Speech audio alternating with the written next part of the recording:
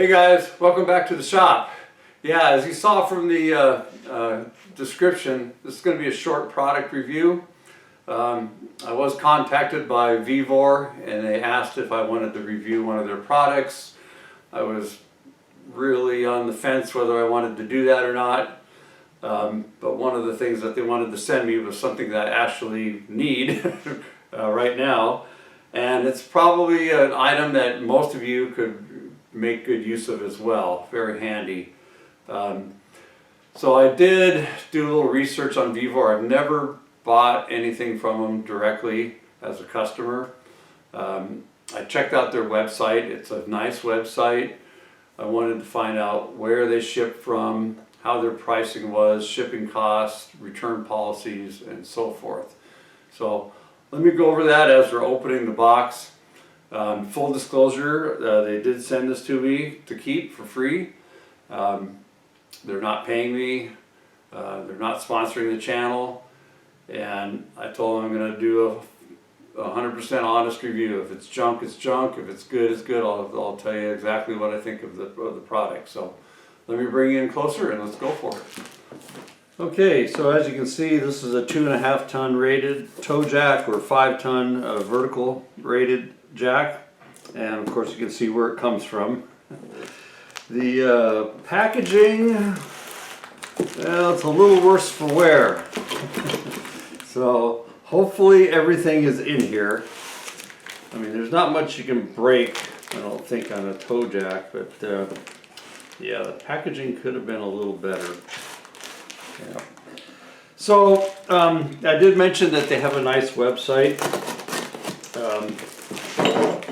easy to navigate. Boy, that was close. Okay, hopefully nothing else is missing. Yeah, so their website is nice. Their pricing is really good from what I could see, and you know, they have a lot of the typical products that we were used to seeing, you know, on the web, imported stuff. Their advantage is, from what I could see, is the shipping. They have, from what I was able to research, I'll just throw that to the side. They have 40 different locations around the world that they ship from. Several here in the U.S. and over in Europe as well. So in the U.S. and in Europe, in most cases, shipping is free. So that's a big plus right there. Other areas, they have just like a service fee they add on to the shipping. So you'll just have to check that out yourself. So the shipping times are pretty fast. This showed up just in a couple days after accepting it. Yeah, so we got the swivel type pump here. The base, that's steel plate, and let's see, what is this made out of? Looks like it's steel. I don't think it's cast. Alright, I had to stop the camera for a second. So according to the instructions, this model weighs 11 kilograms, which comes out to 24.2 pounds. Alright, I don't think so. That's more like 10 pounds. Okay, so maybe this is pounds instead of kilograms, I don't know. Anyways, that's not that critical.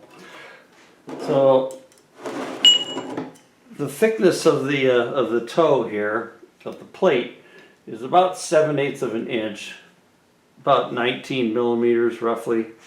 So that's your limit as far as what you're going to be able to slip it under. I was looking at our handle here, and now there's nothing to keep these two halves from spinning. So if you got to reach in a long ways to get to the release valve, you may need to put a pin through that. Okay. The release valve When I first looked at it, I thought it was plastic, but I grabbed the magnet. It is steel. Okay. All right, so that's good. Okay. Let's pop the top off here. All right, there we go. Okay.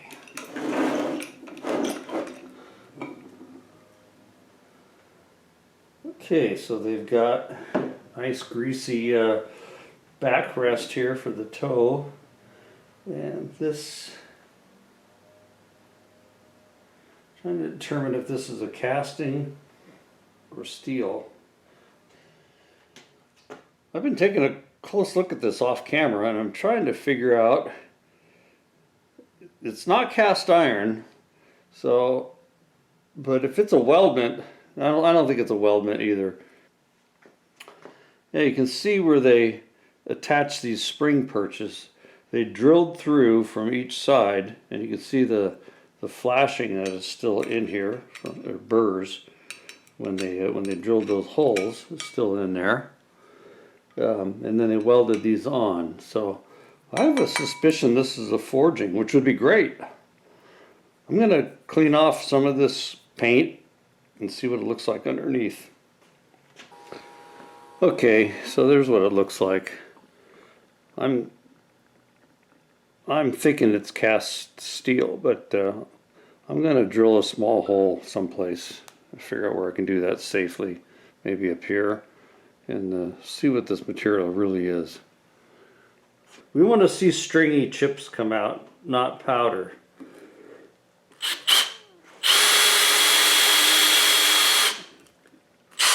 Okay. Can you guys see that? So those are regular stringy chips. Okay, that's what we want. So this is steel. All right. All right, so why was that important? What you don't want, guys, you do not want to use cast iron for any type of lifting or rigging equipment, because if cast iron is overloaded and it starts to fail, it doesn't start to fail, it fails instantaneously. Steel will bend and give before it fails completely, giving you some warning.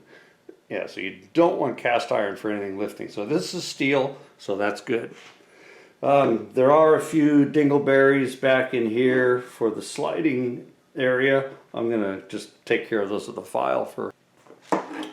Yeah, there are a few welding dingleberries in there.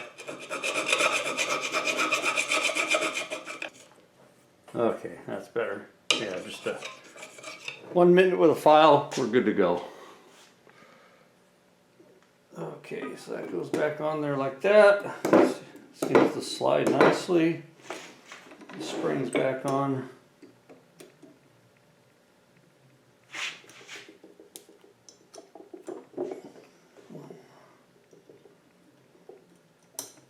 Okay. All right. Should we see if it goes up and down? And make sure our valve is shut. It is. Okay.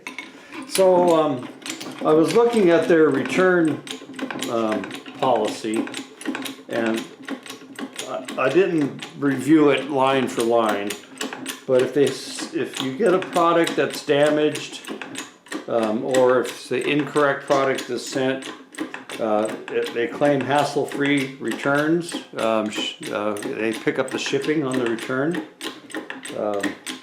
I think it was 30 days you get.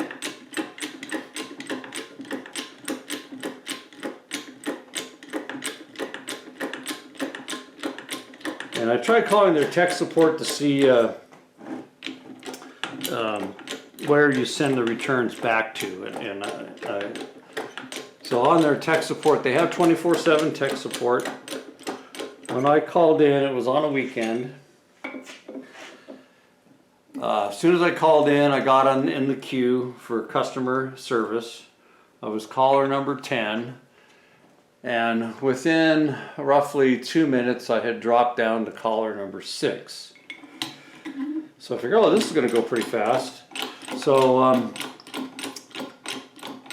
long story short, after 10 minutes, I was still caller number 6.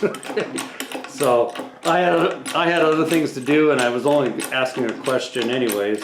So I gave up. So that, but at least they have 24/7 customer service.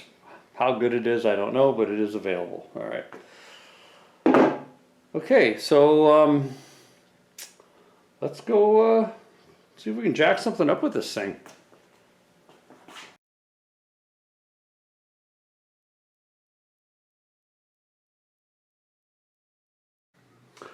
All right, this is the heaviest machine I got that we can do a test lift on.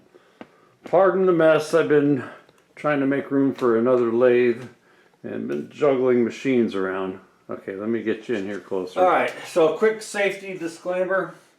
Anytime you're lifting a piece of equipment, whether it be with a jack, a hoist, a crane, what have you, never put any of your body parts underneath what you're lifting. Shouldn't have to say that, but you never know. Okay, I always like to put some wood underneath once I get it lifted to where I need it. Nice thing about wood, it doesn't slip, and it's, you know, everybody has chunks of wood laying around usually. Let's give it a try here. And we got just enough clearance to get under here. So this mill's got adjustable leveling feet, so that makes it quite a bit easier. You may have to do a little pry bar action to get enough room to get your jack underneath. Okay, so there we are. We're kind of centered in the load there, and we got our swivel handle, makes it really nice to. Okay, all right. So we're making contact.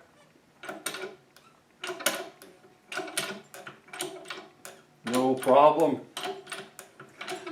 Very little effort. Okay, I don't want to go too much higher. Yeah, because I don't know what's going on in the back there. And we're not in the process of moving this machine. We just want to make sure it'll lift it. There's one of my feet. Okay. Yeah, so if we were jacking this up to do a repair or whatever, we'd be coming in with wood wedges or what have you, and we'd be supporting it solidly before we do anything underneath there. Okay, and then for letting it down, let me make sure my pads are okay here. Yep. All right. Let's see how that works. Easy to control, and our handle even worked without a pin in there. So, yeah, jeez. I mean, what else is there to test, right?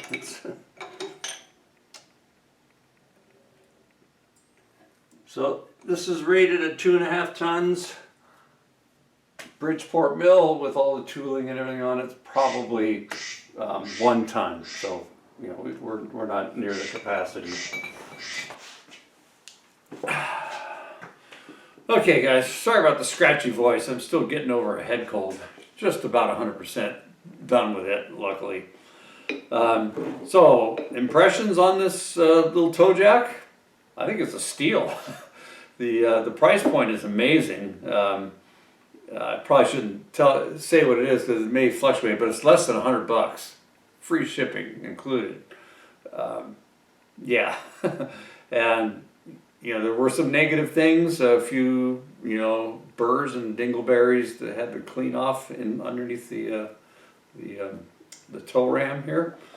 But other than that, oh, and the boxing wasn't that great. So, but I mean, it's pretty hard to hurt something like this as long as none of the parts fall out.